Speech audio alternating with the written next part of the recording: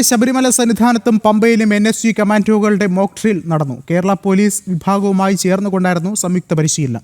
ഭീകരാക്രമണം ഉണ്ടായാൽ രക്ഷാപ്രവർത്തനം നടത്തേണ്ടത് എങ്ങനെയെന്നത് സംബന്ധിച്ചായിരുന്നു മോക്ക് ഡ്രിൽ. അതീവ സുരക്ഷാ മേഖലയാണ് ശബരിമലയും പരിസര പ്രദേശങ്ങളും.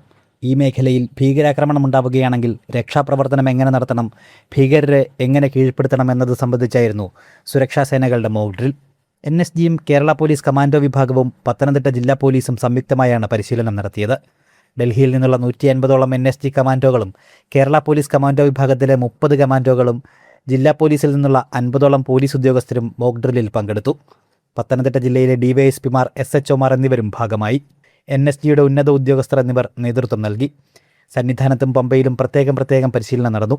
സുരക്ഷാ മാനദണ്ഡങ്ങളെല്ലാം പാലിച്ച് അതീവ രഹസ്യ സ്വഭാവത്തിലായിരുന്നു മോക്ക് ഡ്രിൽ നടന്നത്. ജനം, പത്തനംതിട്ട.